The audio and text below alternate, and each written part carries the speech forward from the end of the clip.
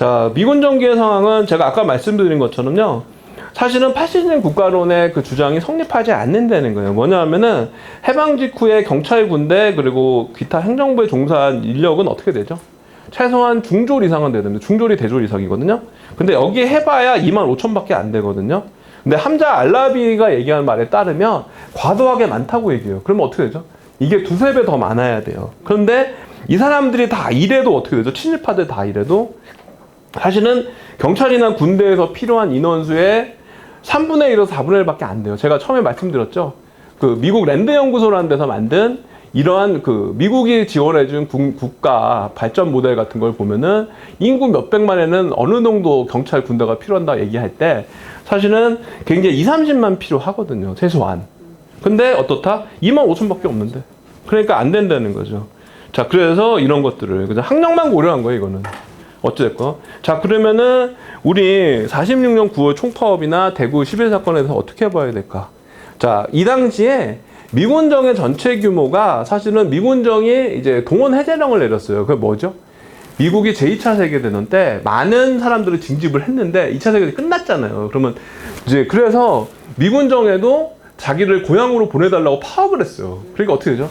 확 줄었어요. 그래서 이 당시에 미군정의 전체 규모가 45년 10월에 비해서 절반 이하였고요. 군종요원은 23%가 감축이 됐습니다. 그래서 이제 46년 9, 10월에는 어떻게 됐다? 미군정 그 요원이 전체적으로 한 4만 명이 두드러졌는데 문제는 주된 결혼은 국방과 치안 분야에서 두드러졌다는 거예요. 자, 그래서 근데 이 사람들을 대체하려고 하면 어떻게 돼요? 한국인이 동원돼야 되겠죠? 근데 한국인들은 너무 연령도 어리고 경험도 미숙한 사람들이 동원됐다는 거예요. 자, 그러니까 어떻게 되죠? 당연히 남아있던 공산당은 이런 상황을 노렸다. 자, 그래서 대대적인 파업을 일으켰다. 그러니까 어떻게 된다? 자, 그러니까 이제 그 미군정 있는 사람들은 못 박잖아요. 그러니까 어떻게 되죠? 우리 야인시대에 나오는 김두한 뭐 이런 사람들이 갑자기 등장해서 막기 시작한다. 그래서 저는 그걸 옳다고 얘기는 안 하는 거예요. 근데 문제는 근본적인 배경은 뭐냐면은 사실은 미군정의 대외 정책 때문에 문제라는 거예요. 뭐냐? 미군정은 어떻게 하다가 한국에서 면피만 좀 해주고 빨리 철수하려고 했기 때문에 충분한 인력을 투입을 안 했다는 거죠. 그럼 소련은 그걸 알고 있었을까요? 몰랐을까요? 알았다는 거죠. 그런데 그러면 이제 제가 주장만 하면 사실 제가 사회학자가 아니잖아요. 실제로 이 당시에 그 미군정이 투입한 예산이 너무 턱없었다는 거예요. 당시에는 국가가 생산 소비를 모두 떨어졌기 때문에 관업비라든지 행정비의 비중이 높았고 경찰비는 상대적으로 낮았어요. 근데 아까 우리가 얘기했잖아요.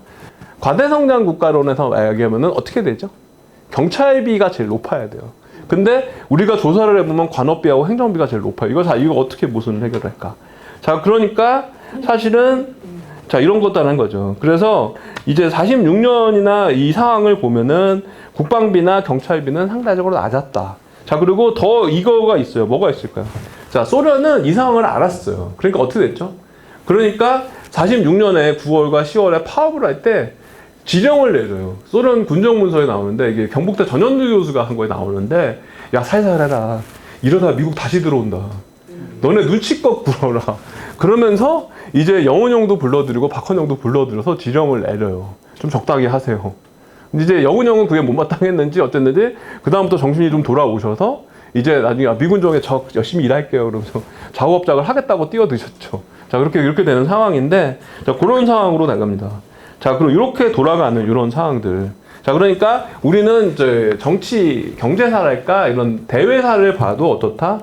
이미 그 한국에 대한 소련의 지대한 관심과 미국의 그 굉장한 그 관심이 없음이 드러난다는 거죠. 자, 그러면은 제가 이제 마지막으로 이제 두 가지만 딱 얘기하고 끝내겠습니다. 자, 보통 수정주의 학자들이 그 얘기하는 건 과대성장 국가론, 파시즘 국가론인데요. 사실 이렇게 하려면 어떻게 되냐면은 그 부르주아가 이미 만들어져 있어야 돼요. 그리고 어떻게 되죠? 국가 기구가 굉장히 잘 만들어져 있어서 착취해야 되거든요. 근데 한국은 여러분 보시니까 어떠세요? 부르주아 있는 것 같아요? 없으세요? 국가 기구는요? 없잖아요, 지금. 근데 예전에 파시즘 국가론 이런 데 설명할 때는 어떻게든 그거 하려고 다 끌어 모아가지고 뭐 식민지식을 반복했다고 하는데 문제는 아까 말씀드렸잖아요. 사실은 그런 자원들이 부족했다는 거예요. 자, 그런 상황에서 자, 그리고 자, 이런 상황에서 그러면 대체적으로 많이 그러면 전면에 나선 사람들이 어떤 사람들이었을까요? 자, 부일의 취약성은 분명히 있는데 경제력과 인적 자원을 보유하고 영어 능통자가 많았던 집단이 있어요. 어떤 사람들일까요? 한국 민주당 세력. 그리고 이제 이 사람들이 또 기독교 많이 믿었겠죠. 사실은 두 가지예요. 그 한민당 세력하고 흥합부락부 이런 사람들이에요. 근데 이제 사실은 이 사람들이 그 해방 전에는 굉장히 많이 다투던 사람들이에요. 여러분 잘 아시는 것처럼 흥합부락부는 이승만을 밀었고요. 그래서 수양동에 뭐 이렇게 나가서 하는 안창호 세력은 이승만의 정적인 안창호 쪽이잖아요. 그리고 이제 한민당은 왔다 갔다 했던 사람들이고. 근데 어떻게 했다? 이승만도 사람이 없으니까 정적가 2차 안창호가 없으면 어떡하죠? 다 품어가지고 만들어서 어떻게 한 거죠. 자, 그래서 사실은 이제 그렇지만 이거만고도 부족하잖아요. 그러니까 미군정이 후원하는 조직이 있어요. 어느 조직일까요? 족청. 제가 그래도 족청에 주입하는. 왜냐하면은 족청은 그나마 민족주의적인 정통성이 있었을 때. 왜?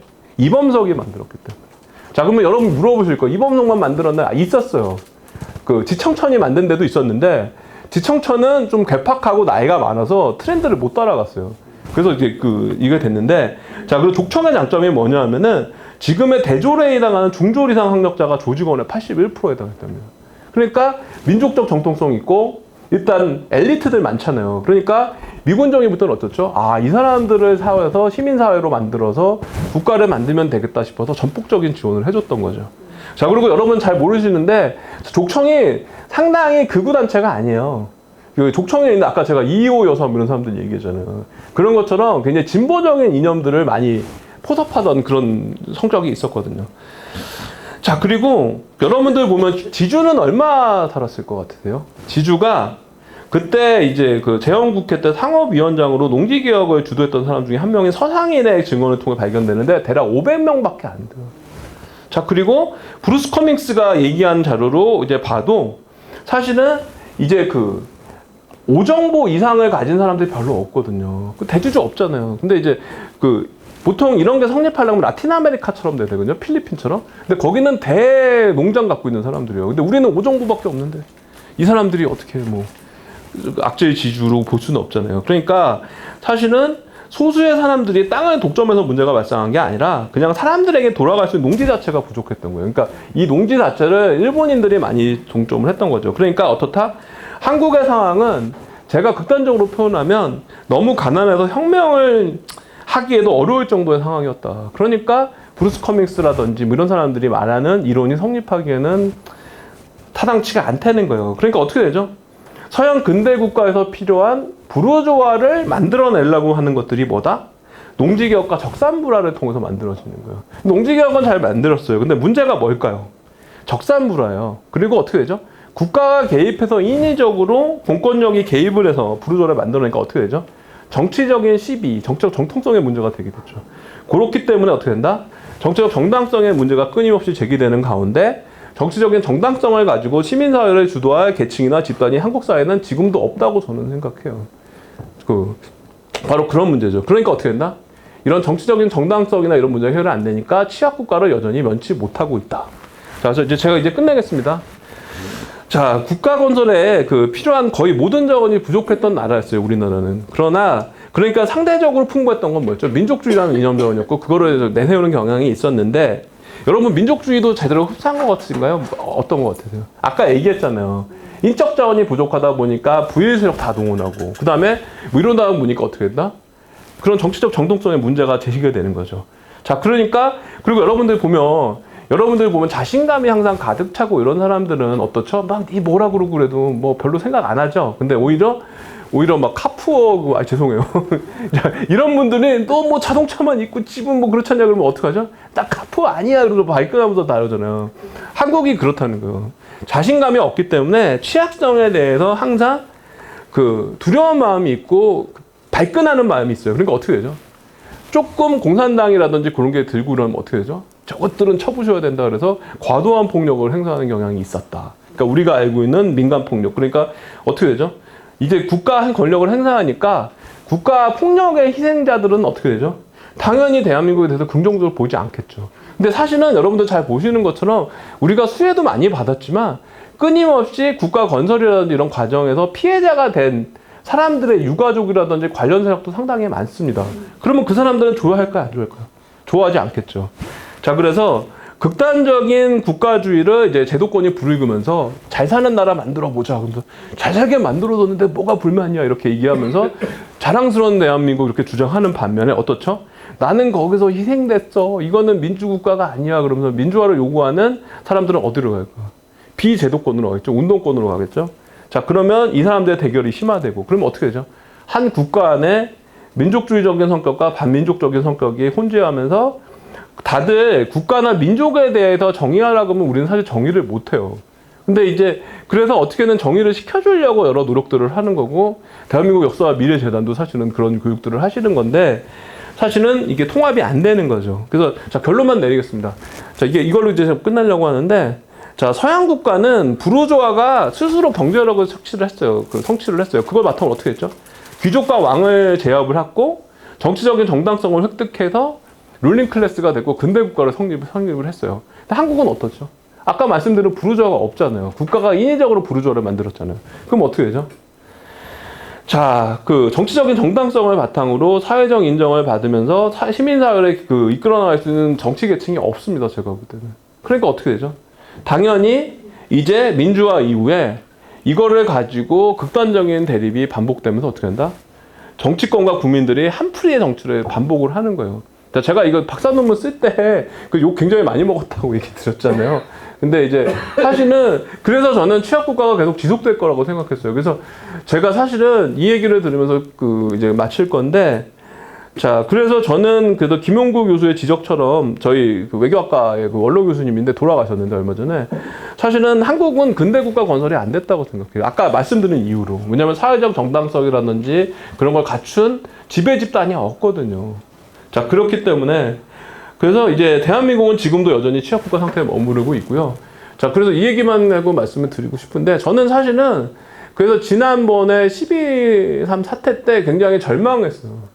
이제 취약국가는 내가 주장했지만 좀 끝냈으면 좋겠다고 생각을 했는데 아이고 난 뭐 내가 갈릴레이도 아니고 취약국가 계속 반복되면서 이 꼴을 또 봐야 되는구나 그러면서 한숨밖에 안 나오고 사실 2달 동안 제가 밥이 안 먹혀서 그때 제가 뭐 지금도 여러분들 보면 살 빼셔야겠는데 이러고 얘기하실 텐데 그때 제가 허리띠가 2개가 빠졌어요. 그래서 이제 회복이 안 되고 있는데 그래서 제가 그 얘기 말씀을 드리고 끝낼게요.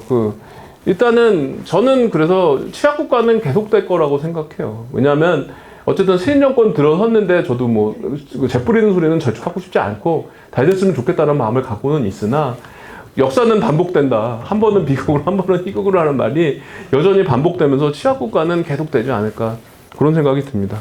자, 그래서 생각해볼 문제도 제가 8개를 만들어 놨는데 여러분들이 한번 보시고 여기 제 맨 마지막에 94페이지에 있거든요. 그거 한번 보시고 저한테 질문 같은 거 해주시고 그러면은 킥퀘스천 같은 거 만들어 주셔서 특별히 질문이 없으면은 여기서 하나 몇 개 선택해 주시면은 제가 질문에 대한 답을 마련을 해왔으니까 그거 갖고 Q&A 시간 가지면서 좀 오늘 강의 마무리하면 좋을 것 같습니다. 자, 경청해 주셔서 감사합니다.